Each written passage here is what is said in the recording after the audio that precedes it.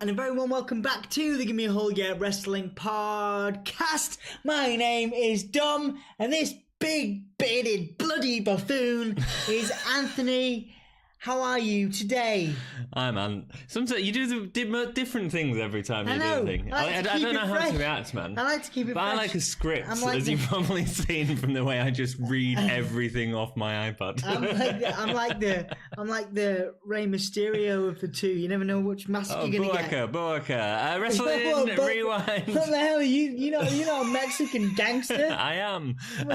Wrestling Rewind episode 51. Today we are looking at In Your House 7. We've reached 50 episodes. 51, man, yeah. We should have celebrated 15 last episode, but we forgot. I feel pretty great about it. It's cool. Well, congratulations. I feel like I think we should have a beer. It's been a wonderful 50 episodes.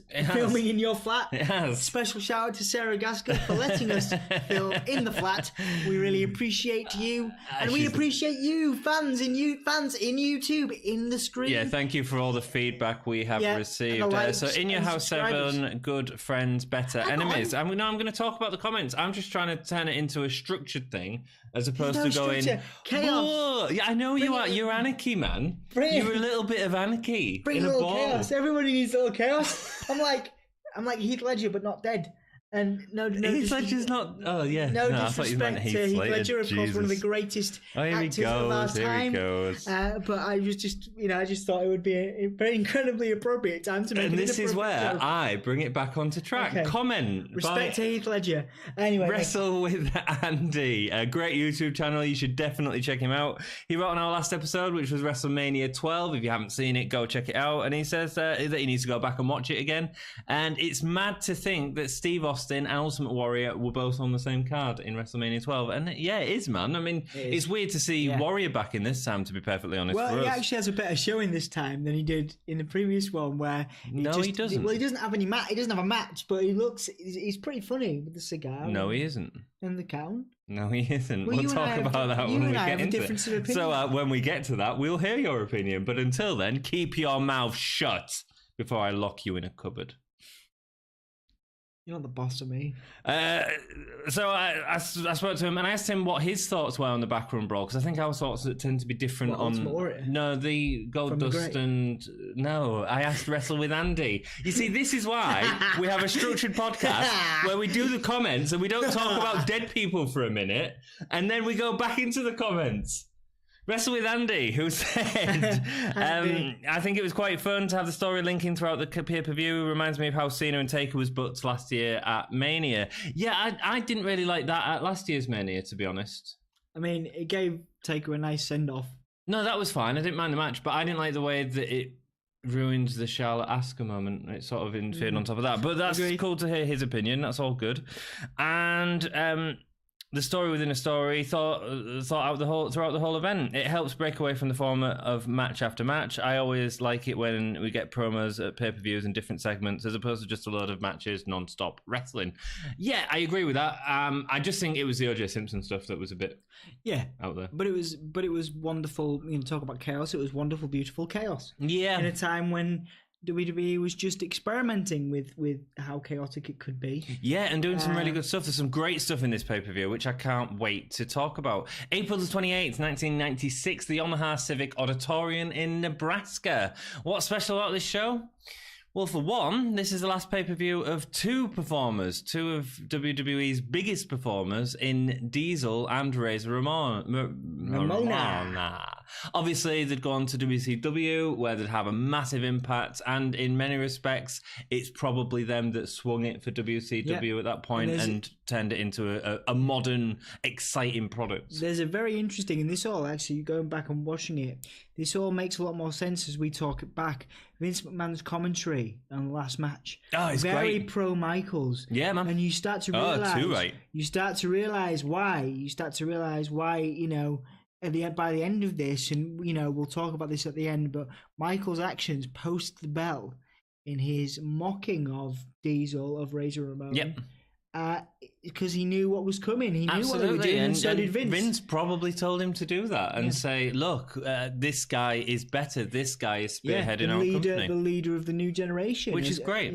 So it's going to be an interesting pay-per-view review, so stick with us. Let's take you back into a time machine. I don't know this song. I've not even listened to it. Matt Morrison, Return of the Mac, was the #1 in the UK at the time.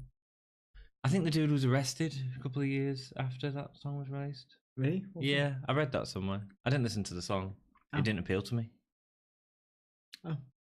The #1 movie at the time was 12 Monkeys. Oh man, that was a good film, man. Good film. Isn't there like a series on that? On Netflix, there is a series of something on it now, yeah. I might check that out.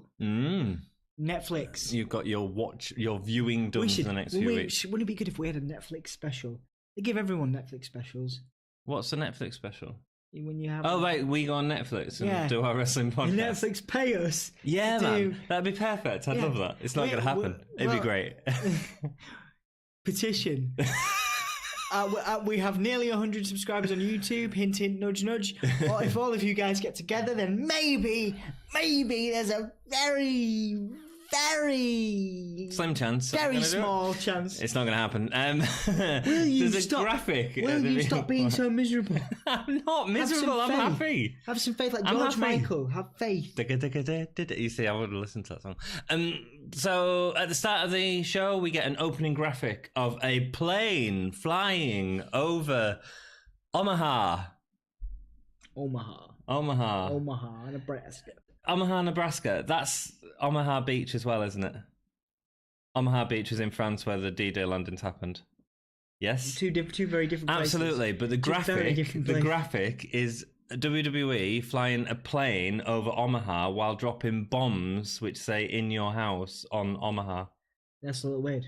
It's a little weird, isn't it, when you consider it? Yeah, I mean... I think someone in creative went, Omaha, it must be... That's where the D-Day landings happened. It's funny. Obviously, respect to my American friends that do tune in, but I always find it very weird in the US, not necessarily when I was at college, but especially my younger days visiting, you would tell people you're from like Hull, and they would assume you're from Hull, Massachusetts, or you tell people you were from, because in America, respectfully, you don't need to go out of the country to see the world. No, because it's such a big world, you can experience it. It's quite similar with us in Europe in some respects. So perhaps that was by rock and roll commentators. That is my opinion, of course. Any American viewers, here he goes. We respect your viewership. Disclaimer. I think that might be my new word. Disclaimer Dom. that could be my new gimmick. It is. It already is your gimmick. Like super kicking you in the face. And I don't want to upset anyone by saying, all right, commentators Jerry the King Lawler, talking to someone that upsets the people,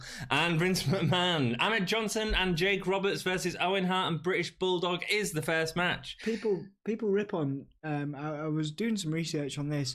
A lot of people rip on Jake's performances around this time. I don't think it's great. I don't think it's wonderful. I don't think it's good not. At all, actually. Well, what do you expect from the guy? It's the best he could have done, I think. No, I don't at all. He wasn't that old. He had a lot of issues with health, and wrestling's moved on from what he was doing. And then he had a very good gimmick and a very good promo. I've always said to you, I don't think Jake matches were that great apart from the DDT. I've said this about several matches, and you've agreed with a lot of them. Undertaker versus Jake isn't the best Undertaker match by a long shot. But this was, let's not go about Undertaker, Jake and Rick Martel in a. This was a nice moment. It was a nice moment for Jake to, be teaming with a guy like Ahmed Johnson, who was up and coming, celebrated as kind of as kind of the new. One of the new faces of this new generation. Yeah. Obviously, it didn't necessarily come that good for him. Yeah. Either of them, to be fair. But in this match, he was definitely the weakest part in this match, without doubt. I do think one of the highlights of Jake's entire career comes very soon, though. The King of the Ring, I think. Yes, but that's not him with wrestling skill. That's him putting a guy over, and that's actually what he should have been used for in this period. No, because he has a good couple of matches. He has a good match with Vader before that. In the semi-final match? Okay. Oh, I hadn't seen the Vader match for many years, but we'll be reviewing that soon, so keep an eye out for our review on that. Very much the underdog, very much plays the the underdog, and everyone roots for him. I like it. How long ago is it since you watched that, though? A long time ago. Is this going to be one of these where you watch it back and go, oh, yeah, he was slow? I mean, this match, he was rubbish. Without, he was okay. It wasn't terrible. But he was in with three stellar guys. He was in with Ahmed Johnson, who was an athlete. and a physical specimen, damn it. Yeah. He was in with Owen Hart, who was incredible, and British Bulldog. He was always gonna, like, his character work is incredible. Yeah, he was the master of the spots. That whole beginning thing with Cornette was very entertaining. And they worked him into the match really well, but he was still the slowest in the match, and he couldn't keep up with the match, and that's why there were so many chin locks on Jake. I do see what you mean, yeah. We see footage of a house show in Germany where Jake wrapped a snake around Bulldog. The ref approaches Hart and Bulldog with a sheet of paper when they get into a ring. There's a big kerfuffle at the start of the match. Clarence Mason is out as well. Clarence Mason? Clarence Mason is the guy who's serving the papers. Oh, was it? Oh, right, I didn't realise. Cool. Jake tried to do a backstage promo at the start. It starts off like, it's like classic Jake promo, and Jake was incredible at promos. And then Vince cuts him off like halfway through to ask him what the letter is. And it threw Jake, it threw the whole promo. It become nonsensical. I still don't know what this letter was. I'm guessing it was don't allow snakes into the ring. The letter was that they weren't allowed. It wasn't allowed to bring the snake. Right, into the ring. so he brings the snake. He had to physically take the snake back. Yeah. But then he brings the tag team partner. So where did the tag team partner come from? It's sort of, because him and Bulldog have got a feud, so I get why he was there. But what I'm saying is it just sort of comes out of nowhere. It's not very well explained in this. Jake gets in the ring, rips up the document, and gets the snake out of the bag. Cornette faints. Cornette did a wonderful job here. Jake has to take the snake out and re-enters with Ahmed Jordan. Suddenly it's a tag match. Ahmed Johnson, sorry. The match starts... I know, there's a big difference. I'd love to have seen, there was some terrible basketballers in. I'd like to have seen Michael Jordan have a go in WWE, but did you ever see Dennis Rodman in WCW? You did quite a lot with WCW. Did you ever see him? Yes. Some weird stuff. You thought Goldust was weird? Go watch Dennis Rodman in WCW. Dennis Rodman was just weird in real life, though, as well. Yeah, he's great. Deal? I love him, man. It's great. It's cool. Shout out to Dennis Rodman. Dennis Rodman's still with us, right? Yeah, he's one of the nearly 100 of you. We're nearly 100. The match starts out with Owen and Jake. However, Owen gets an early tag, but Jake tags Ahmed in, and then Bulldog goes and tags Shawn. It's like a weird, so it's a constant thing in the match. It's this whole thing of Bulldog not wanting to get in the ring with Ahmed. So that's quite interesting. And because Bulldog's recently broken Ahmed's thumb, which I think it was actually broken. Ahmed, he was strong.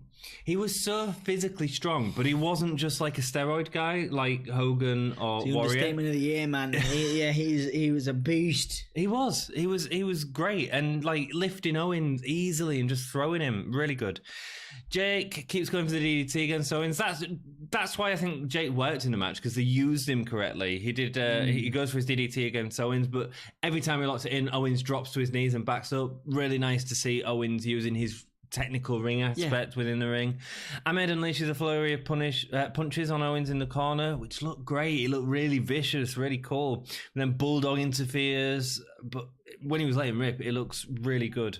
Owen goes to slam Ahmed, but he can't lift him, so Ahmed just picks him up, holds him over his head for a bit, and then slams him. Wonderful. Again, we do talk about this a lot, and like Ahmed Johnson's potential was limitless at this point. It was. You watched him and you were excited by his physical dominance. Yeah, but then it just kind of all faded away. I don't know the exact story of that, but as we go through and we sort of see that, we'll sort of go into that, because I know he wins a title at some point.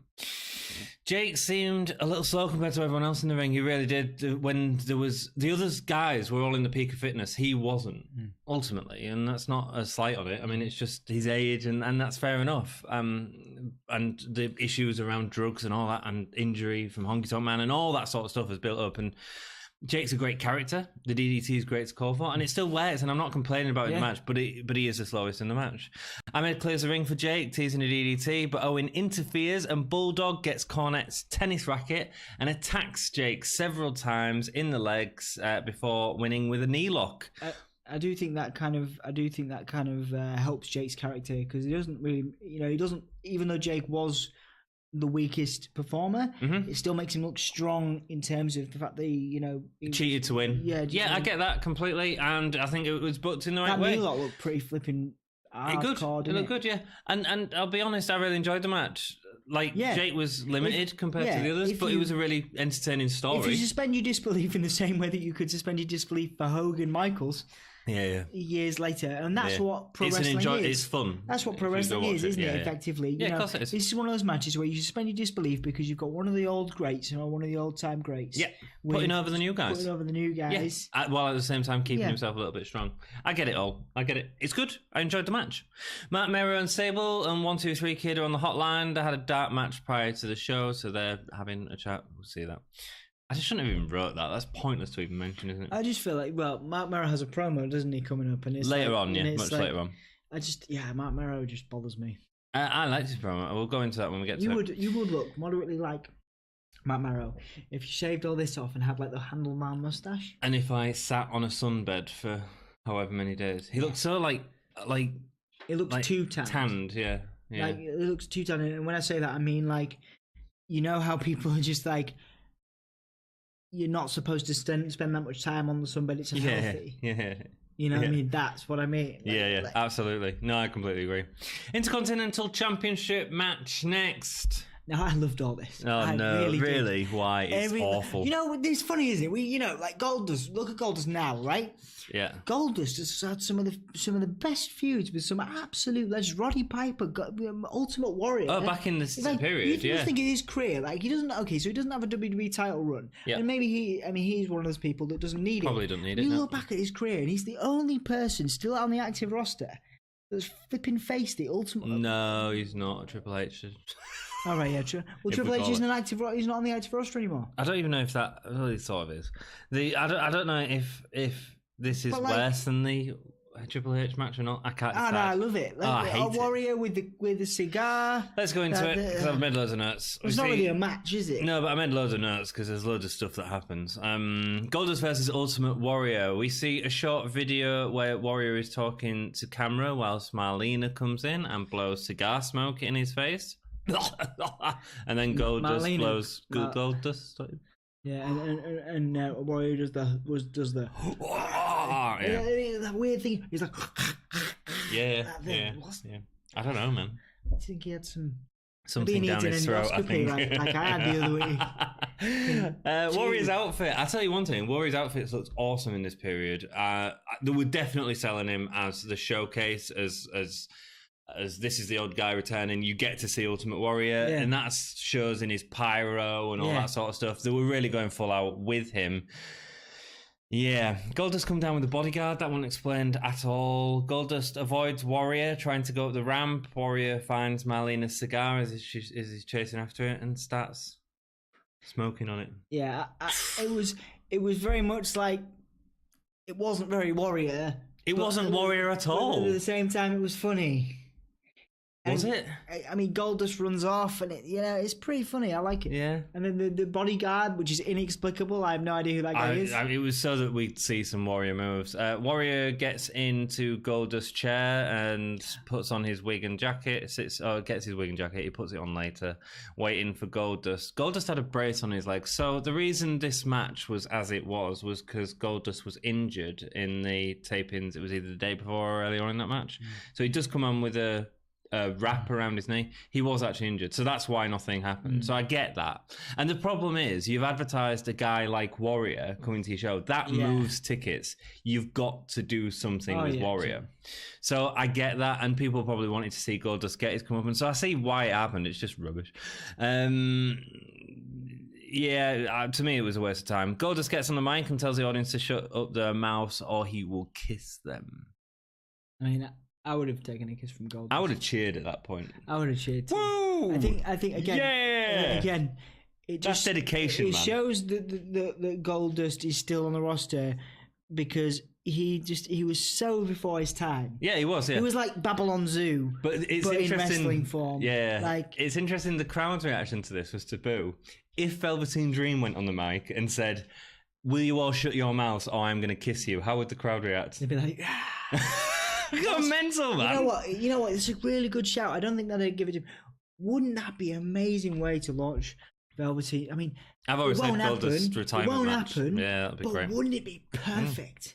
Absolutely. They could do so much good stuff. All this stuff after the R-Truth breakup or the Golden Truth, where they had Goldust go back in his director's chair and cut those promos on Raw. Which was great. And it was like wicked, but obviously he's forgotten now. Gone. I don't even think it was a match on pay-per-view. No, I don't think it was. I think it might have been a pre-show match at some point. But yeah, and I think Goldust won them. But that would be amazing. Anyway. Yeah, it'd be cool. Goldust sits on his chair. Warrior smokes some more. Goldust extends his hand for a kiss because he's done it with Marlena. Warrior puts a cigar out on his hand. Oh yeah. Ouch. Before clotheslining him, and that's the match. Yeah. Goldust runs to the back, gets counted out, so Warrior gets the win, but the championship doesn't change. Puts on the hat from the guy, the bodyguard. Well, the bodyguard gets in, and then we see Warrior's 3 moves of doom without a finisher. We just see him a few shoulder parties. Yeah. It's just weird, and it's a chance for the fans of the product to see Warrior. I get that, I understand. I actually sort of wish they'd just done this as part of the pre-show, though, dark matches. Give the fans what they've paid to see, but then again, if they've advertised the pay-per-view as Goldust versus Warrior and they don't give something, I can sort of see the issues that WWE would have with it. He puts on Goldust wig and like I say, I think it was silly. It was funny. I think it has a place. I didn't find it funny. I just found it weird. Okay. Yeah, sorry. Vader versus Ramon is next. Before we go into that match, let us know what you thought of the Goldust and Warrior match. And if you haven't already, a thumbs up really helps out the channel. If you... Go on. We should do a top 10 one day on guys that would have, shoulda, coulda, woulda on who would have maybe held a world title kind of thing. Yeah. That'd be really good. I don't know whether Goldust would have been in there. Could be. Well, it'd be really interesting to talk about, I think. Yeah, dude. So if you like the video, it really helps us out. It really helps the channel out. It really gets the video out to people, and we appreciate it. If you're not already subscribed and you want to see more like this, just hit the subscribe button. And also, if you follow us on Facebook, Twitter, Patreon. You can also buy merch. Sorry, that's okay. You can also buy merch on Redbubble, or if you go over to Patreon, you can support us on Patreon if you choose to. But seriously, a thumbs up on the video helps us out just as much. We do appreciate anything. The way we look at the Patreon is, if you would see us in a bar or a pub and you watch the podcast, would you buy us a cup of coffee or a cup of tea or a beer? If you would do that, I don't see the Patreon like that at all. I see it as us homeless and people going, yeah, here's a cup of tea. Well, if someone wants to give us a little bit of cash, the equivalent of a cup of tea or a beer, then you can do that on the Patreon. For your episode of Big Issue Wrestling Rewind. We're effectively running a business here, Anthony. You need to feel a bit more... What business? I'm in debt. There's no business. I'm claiming bankruptcy, man. Take it more... What? Just in general. Oh, Jesus. Rock and roll. Well, how'd you follow that? A bit like the Ultimate Warrior Goldust match. What follows that? Anyway, but yeah, just that my question of the week that some people answer, maybe nobody answers, but maybe at Wrestling with Andy will answer. Just in case we never do one of those videos, I've always pitched Goldust or Dustin Rhodes as one of those people that maybe could have had a title shot at some point, or a title run rather. We actually did get a title shot at Stone Cold one time, failed miserably, of course, as you would imagine. But what would be your top 5 missed opportunities throughout the entirety of WWE history of people that should have, could have, would have won a WWE title? Let's see if we can get some interaction on the comments. Post below and let us know your top 5 people that you think could have won a world title, but didn't. And if no one else has commented, be the first. Exactly. Rock and roll. Let's move on. First of all, Instagram. How's that going? So it's been a week since we last filmed this episode. So, and how many updates have we had? Because you promised. I did. And how many updates has there been since? Let me explain. No explanation needed. Go on. Let me explain. Go, continue. So Instagram quickly allows you to have 4 accounts on your phone, right? From just 4. I have Sound Spheres. I have Wobbling About and Rocking Out, which is my disability and mental health awareness publication. I have The Parasitic Twins, which is band 1. So go follow all them, because there's more activity on them than the Gimme Instagram. I have Mary and the Ram, band 2, How much does that make? That's 4. Yeah, and how many are you allowed? So which one? So Gimme a Hole Yeah is less important than all them 4. No. I mean, no, because you're doing a MySpace friend list right now with the projects you've got going on. Why don't you get Instagram on your phone? I'm not doing it. Why not? Because I did the Facebook for long enough, and then we give that to Jack because Jack's doing a way better job than we ever did it. I also did the Facebook. I add to the Facebook occasionally. Well, I add to the Facebook more than that. Why don't we ask somebody else to do it? If you want to intern, but you promised last episode. You was like, "Oh, I'm going to come back last episode, and I'll be telling everyone what a great job I've done." And you realise you haven't done anything. And then I realised the restrictions. Right, guys. We're having a little bit of a mini Gimme a Hole Yeah domestic here. If you would like to intern as a social media intern for Gimme a Hole Yeah, and do our Instagram, which is a real thing, we can do that, and we can offer that as an opportunity. Please comment. So basically, you haven't done it this week, and even though you promised last week to the people that you was going to do it, and now you're saying, "I'm sorry, I didn't do it. Can someone else do it for me?"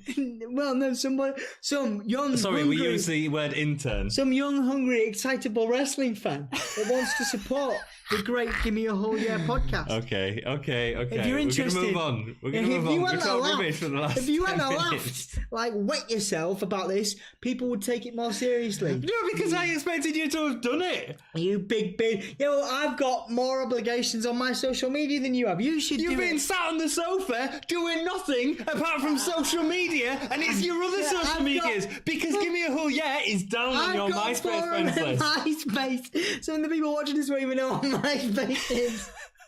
What are you doing? What are you doing? I want to move on. I'm ready to move on. Gimme a Hole Yeah breakdown. What's happening? We're having a domestic. Break it down. Vader versus Razor Ramon next. The crowd still love Razor. He looks amazing, I thought. Like, he wasn't as jacked as he was, but he looked really healthy. Probably don't give a monkeys. He's on the way out for a bigger payday. Yeah, he was leaving the company. He wasn't happy in the company and the stuff that they've been making him do. But then in the match, he did a really good job. He was really overselling for Vader early on, which is what it needed, I'd say, to show that Vader's this force. And Vader knew how to be dominant with that, you know? There's a little offense that Razor gets, but whilst going for a Razor's edge, Vader backdrops out of it, sending Razor out of the ring. At this point, the middle of the match gets a little bit too clothesline heavy, punch heavy, and then there's a real long section where Vader's out of the ring. I thought that was a little bit of a downer on the match. But then Vince was constantly started to refer to him as the Mastodon. It was the first time he'd started to use that, and I'd noticed from this episode. Vader hits a Vader bomb, but Razor kicks out. Ooh, was that the right move? I would have saved the Vader bomb till the end. Yeah, I always preferred it to his, belly flop. Yeah. I would have saved the Vader bomb to the end because that should have been a protected move. And yeah, the crowd was surprised that he kicked out. I was. Razor does a side suplex on Vader. Much bigger guy to do that on. Impressive, man. Good. Impressive. After a little bit more Vader destroying Razor, he goes up to the second rope, but Razor throws him off. Vader then goes for a second Vader bomb, but Razor uses the position to try and get him into the Razor's edge, but it doesn't fall through. He sort of collapses as he goes for it. I mean, that was a good spot. It was a really good spot. Yeah, there's some really good spots. Because you thought he was going to do it. I thought that's how he's got the leverage to get the Razor's edge. Yeah. Well, I didn't think he was going to get it because I knew that. But I actually thought they'd undersell the Razor's edge to give a bit of a bit of dirt towards WCW. Vader then goes to the top rope, and Razor hits an electric chair drop. Yeah, that's good. Really impressive. That was a good spot. That was one of my favourite spots for the whole night, actually. Yeah, I think the Michael Diesel's match was had some incredible spots. But this is an incredible spot. To take the shine away from Shawn Michaels, since we we'd polish Shawn Michaels' turds on this podcast. It'd be good.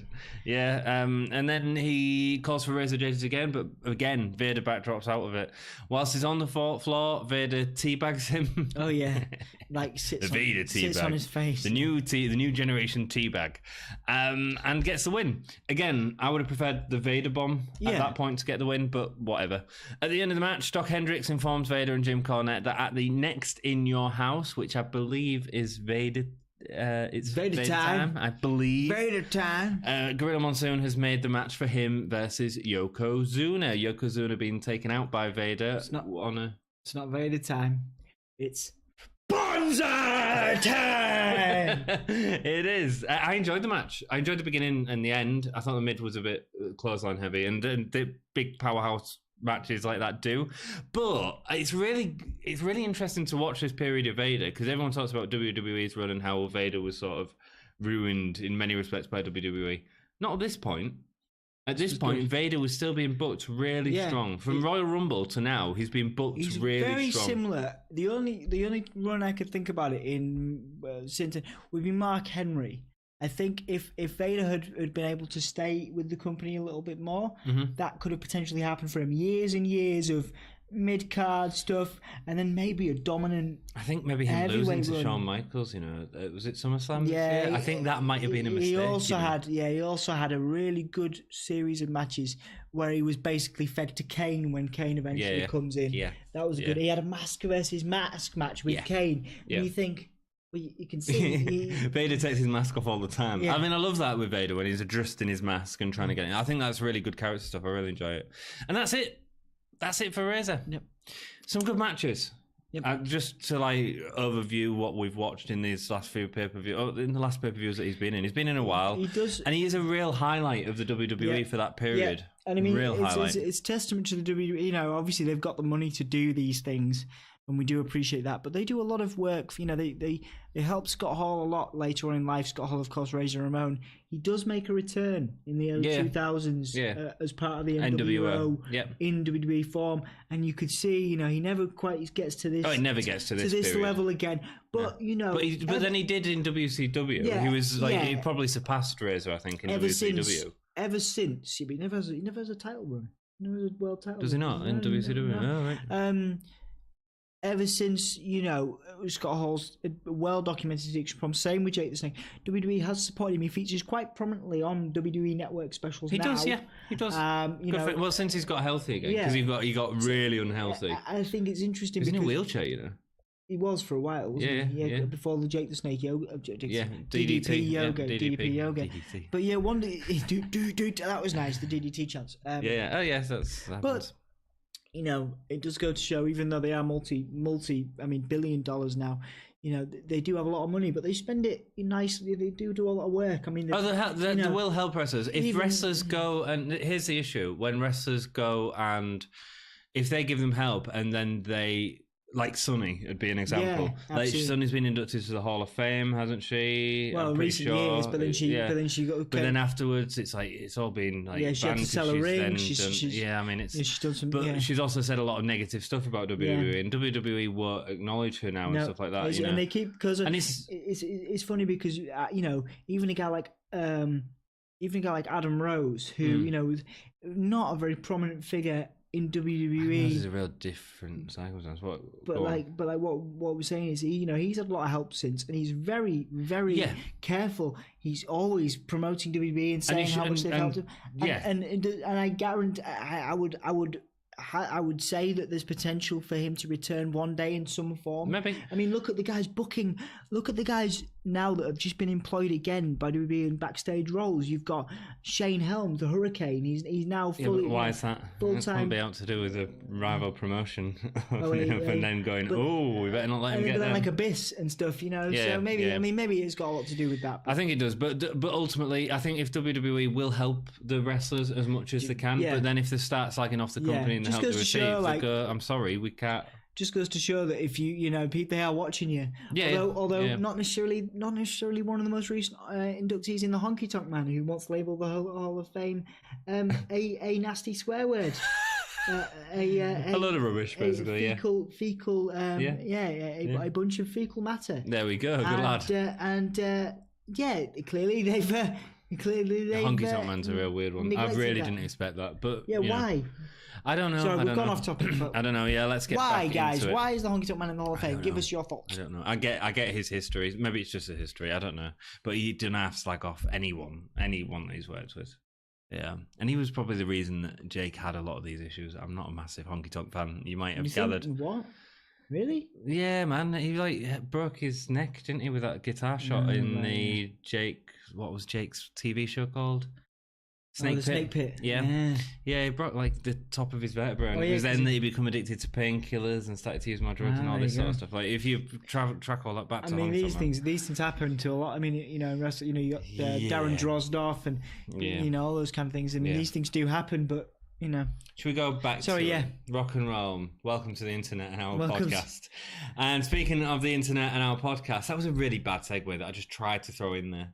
Didn't work. One day it will work. Backstage, Paul Bearer and The Undertaker are described as being in cyberspace. Oh, yeah, I know. So, yeah, and what this means is they've got a blue light on and they've got two WWE employees sat on computers while Paul Bearer is talking to them. And Undertaker hovers over the back of them. I don't get it. If you're going to sell cyberspace and someone like talking to people online using this newfangled thing called the internet, log onto the internet and go to WWE and you can speak to our wrestlers, probably do it with a guy that talks and not the Undertaker. Yeah, who oddly enough has most recently broken his silence in a really, really long interview. Absolutely, he has, yeah. But up until this point, you won't get much of that. No, and it's so weird because like Undertaker was never on MSN Messenger, was he? What, just like sending RIP emojis? Undertaker 83 or whatever year he started out. LOL. LOL. R.I.P. Yeah, LOL. R.I.P. Tag Team Championship match next. The Body Donners with Sonny versus the Godwins. This is the debut of Godwins were with Hillbilly Jim. We're doing a little bit with him because dungarees. And this is the debut of Phineas I. Godwin. Yeah. So, you may not know him as Phineas. A little bit of background. We like to do this when we come across a debuting wrestler, give a little bit of history to the wrestler, for those that don't know him. You may not know him as Phineas. You probably know him better as Tex Slazenger. Oh, yeah. Yeah, that's what he was in WCW. Yeah. No. Didn't he make a return recently under that name too? No, he was only wrestling until 2006. But yes, Midian, actually, who was more known as in the... And later on, Naked Midian with the pack. The fanny pack. We're allowed to say fanny pack? You can say fanny pack, yeah. Okay, yeah, with the fanny pack. Yeah. Or can we actually use the actual word for it, which is a bum bag? We are British. And this is a British wrestling podcast. We don't take American words for the sake of it. It's a fanny pack. It's a bum bag. Anyway. He was an American football player who, until he was injured with a shoulder injury, where he was forced to retire and become a bouncer. He then adopted a gimmick in USWA, which was based on Leatherface. Yeah, we're talking about the people using horror characters. He was one of them. Had a long feud with Jerry the King Lawler in that one match. I think he was set on fire and stuff like this, quite famously. Yeah, and then he moved to WCW, where he wrestled as Tex Slazenger, who was a wrestler, a Texas outlaw. Yeah. So he's gone from being Leatherface to the Texas outlaw, these bad guy characters. Comes into WWE. What are we going to make him, Dom? The slop dropper. Farmer. The farmer, the slop dropper. You can be a farmer. I mean, I like him. I think he was the most... I think he was so out of character. But he was super talented. Don't give him the credit for that. It was all right, yeah. I think you probably need to see more of him. This match was we saw a lot more of him in later years. You certainly did. Naked Medium. So later on, obviously, he became Medium with Ministry of Darkness, as well as the Mankind Imitator. Do you remember that one? Yeah, talk about Goldust. He teamed with Goldust for a little while. There you go. And Naked Medium. He's now a chef, a working chef. Good lad. Nice start as the Body Donners got fast against Henry O'Godwin, but a halt is put to it when he clotheslines both of them. Pritchard, I said this before, I think he was really underrated. He was really good in the ring. Now back in Raw? No. That's Bruce Pritchard. I'm talking about Tom Pritchard. That's his brother. Tom Pritchard, really good. Really good at selling. I'm getting a lot of respect for him, actually, watching his matches. We've talked about this before, yeah. Nice deadlift butterfly suplex from Henry O. Godwin. There's a Phineas I. Oh, Henry O. Godwin to skip. You know why it's Phineas I. Godwin, don't you? No. What do the initials spell? Pig.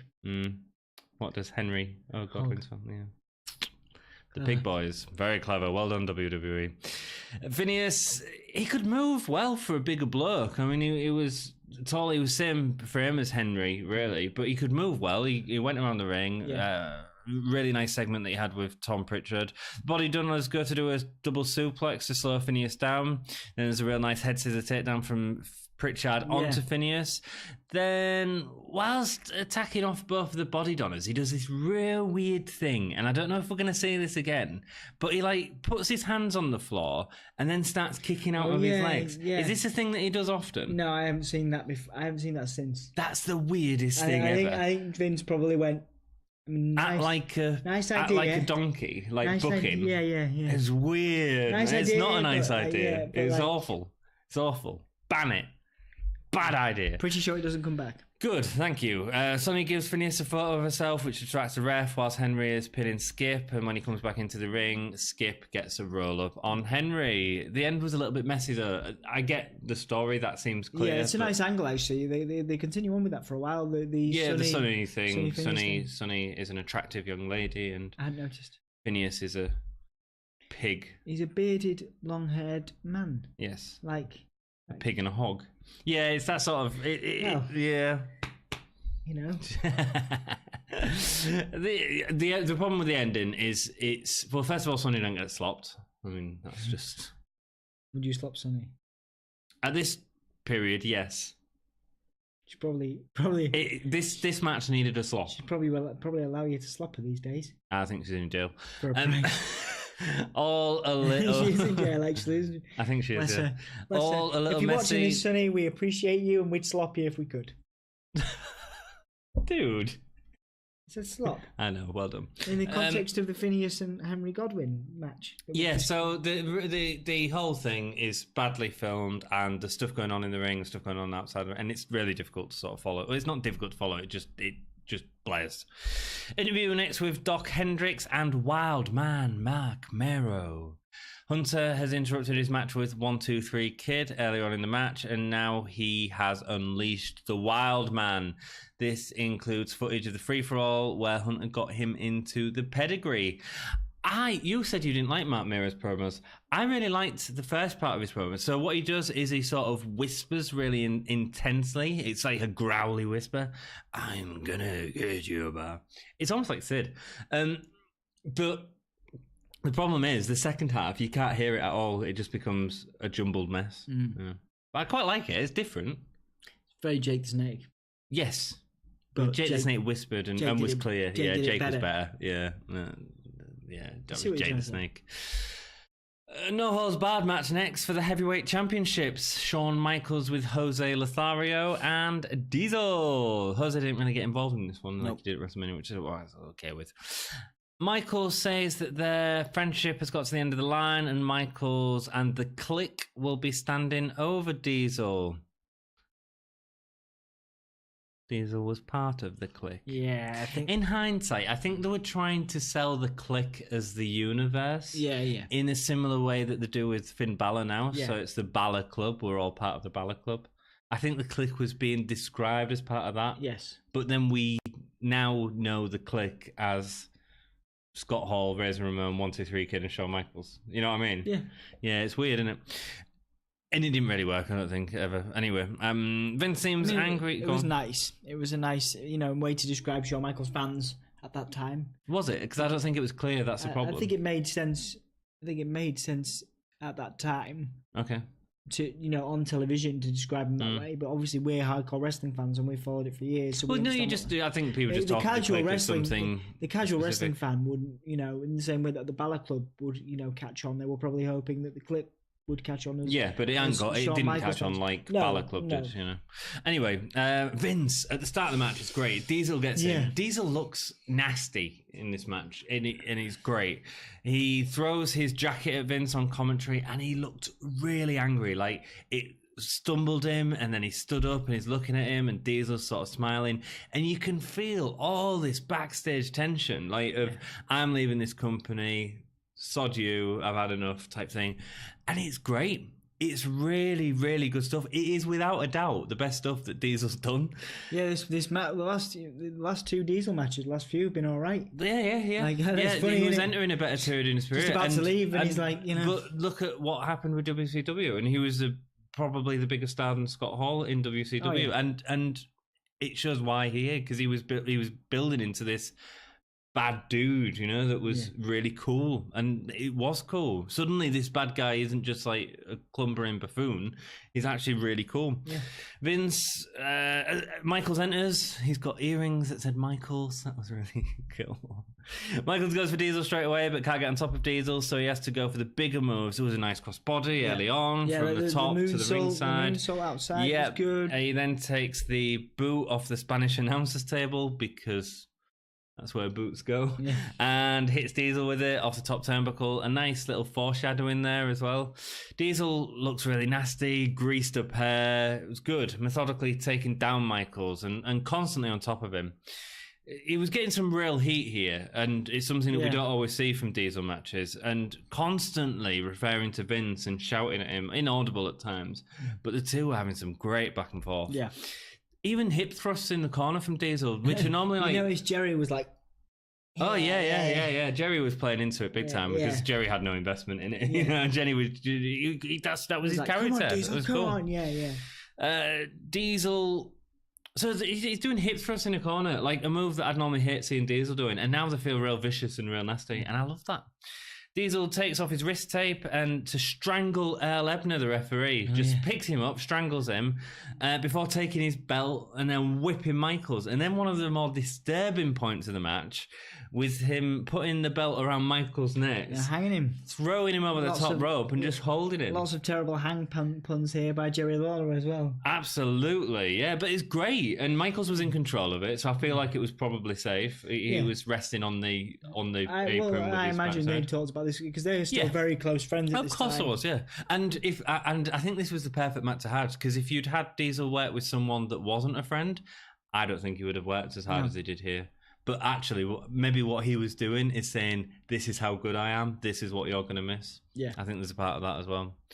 It's an image. That Michaels hanging by a belt is a real image. It's not over the top like Big Boss Man, with Big Show. No, with Undertaker. To be fair, Big Boss Man with a lot of people at that when he but he hung him, didn't he, in the Hell in a Cell? But it's not as. And then he rode on silly as Big that. Show's dad's casket. Oh yeah, he did. Yeah, and like dragged it out of the grave. Yeah.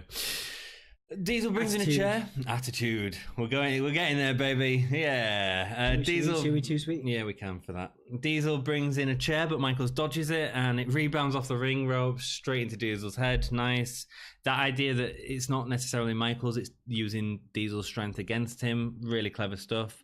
Just when Michaels looks to hit Diesel with it, he receives a low blow. So when we expect Michaels is going to win, Diesel goes to the lowest move he can with a low blow. Great. Michaels is getting beat by Diesel. Every punch and this is what's great about Michaels. Every punch Diesel does sends him to the floor, and he gets back up, ready for the next spot. So even when Michaels is getting beat, unlike a guy like Jake at this time, and I don't mean to just keep digging on him, but I am, because it's relevant. He's straight there for the next move, and he's that's why Michaels is so good, because his selling is phenomenal. Diesel gets Shawn in a jackknife powerbomb straight through the announcer's table. Yeah. Excellent. I mean, we've seen 2 table spots in WWE up to this point in all the 51 episodes we've done. One was Diesel and Bret Hart, and one is this.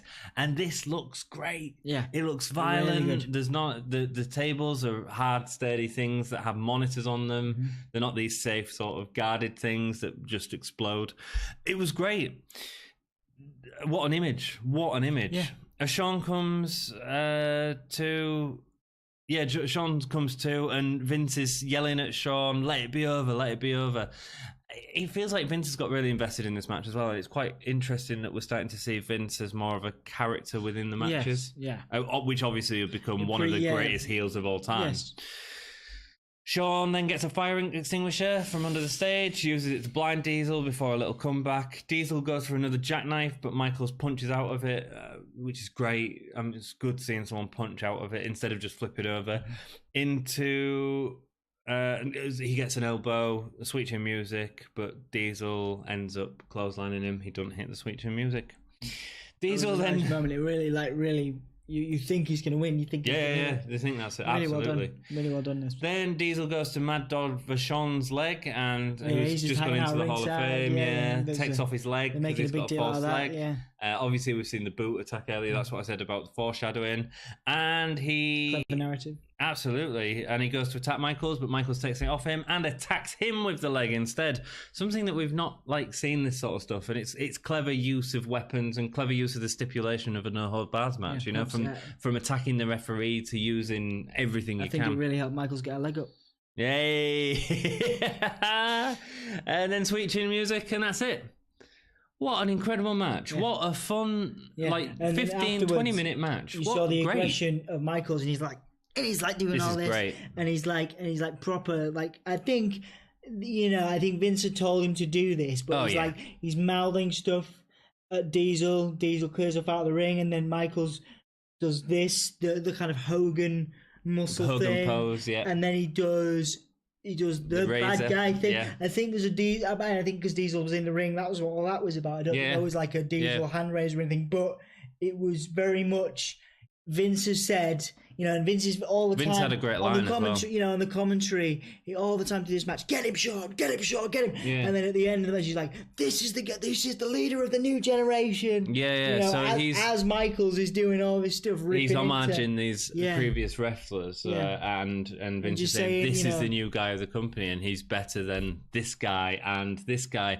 And guess where all them guys were? Oh, we're going. Dub. So it's clever. I think it's very clever. I mean, they had some really, we'll call them witchy moments in terms of the WCW thing over the months. They had fake Diesel. Oh, man. We're getting into it, baby. Fake Razor. Yeah. So the WWE, they were never the most, we talk about how these days, WWE are very, very careful about their public image and very supportive of wrestlers, whether they're still in the company or not. Mm-hmm. This time... Oh, no, they were taking shots, but that was because WCW was firing some shots. But WCW were always also beating them in the ratings, ultimately. It was a ratings war, and they were getting it handed to them, So they had to sell the top guy like that. It's great. It's really interesting. And what a match for this era. I mean, it's violent. It's a great underdog story. Diesel felt so dominant. The table spot was incredible. Yeah. The leg ending was fun. A great match. And it didn't go on too long. Nope. Right, I have a question for you. Mm-hmm.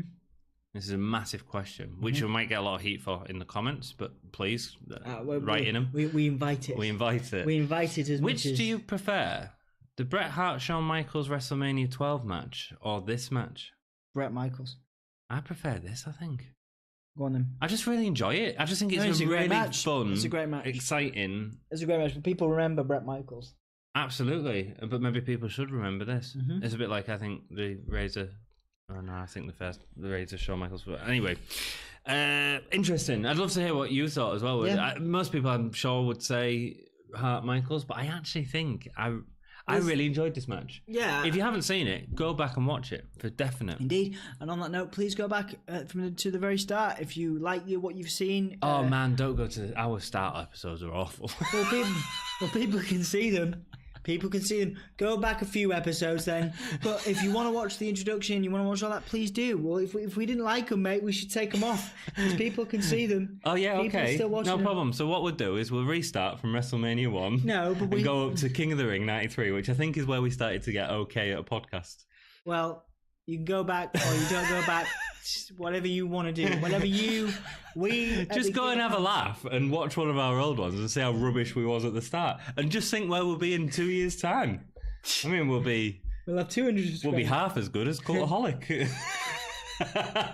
He says to me earlier before we started the podcast, I feel like I look like Jack the Chopper.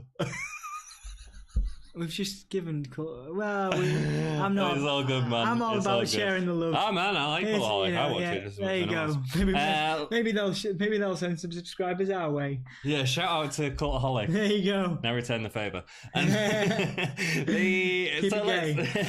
Let's go with best match. Michaels Diesel. Very good. Agreed. Best performer. I'll give you a guess. Go on. No, go on. Guess my best performer. Michaels. Yeah. Not mine. No, honestly. Go on then. Diesel. No, honestly. I thought Diesel did a wonderful job in this match, especially for the talent that the lack of I thought he was great. Was... I was trying to say for the lack of talent, but it's not lack of talent. It's lack of any substance that made him interesting. You say that to Kevin Nash. I know, man. He'd destroy me. He can hardly say lack of talent. I suppose I'm comparing him to other people and other champions of the era, top guys in the company. But he was outstanding in that match. Mm-hmm. He did such a good job. So no, I am saying he'll be my second. Diesel. He'll be my number 2. Isn't that amazing? Close second. And who was your least favourite? We've never done this before, but I just want to see if you're actually going to say Jake. Oh, do. Let's move on. No. Who was yours, Jake? Yeah. I mean, look, it's either Jake. No, it's not Jake. It's Ultimate Warrior, of course it is. Well, in terms of performer, Jake put more work in than the Warrior did. Absolutely. Holy chip moment. Holy chip. The table. Holy chip. The table spot. Table spot, yeah. All the fake leg was good as well. I thought it was fun. How many gay stars does the pay-per-view get? 2.5. I'm going to say 2.5. 2 3/4. I thought it was a really fun pay-per-view. That last match is definitely worth watching. But some of the other stuff, the Razor and Vader match was great as well. Just because you've seen Vader do really well for once. Yeah, it's good. Thank you so much for watching. Indeed. If you've enjoyed the episode, let us know. Hit us up on our social media. Send us a message. Send Dom a message. Go on to Instagram, actually. Follow us. Get a following for an empty account, which does nothing. Which we're going to find an intern to handle. Intern, as if you're calling it an intern. Damn it. If you're interested. Hit us up. Also, what else do you need to do? Hit us up on Facebook, Twitter, Instagram. Yeah. Redbubble, you can buy a t-shirt. Buy some cups, t-shirts. WWE shop. What the hell? I'm advertising for the WWE shop, and fingers crossed they'll give us a shout out. This is a Gimme Hell Yeah t-shirt. Bonafide. Bonafide. Testify. And that's keep it. Gay. Thank you. Why did I have to add the thank you? I've not stopped recording. I keep missing the button. Say something. Keep gay, keep gay, keep gay, keep gay, keep gay, keep it gay, keep on keeping it gay, keep it gay some more.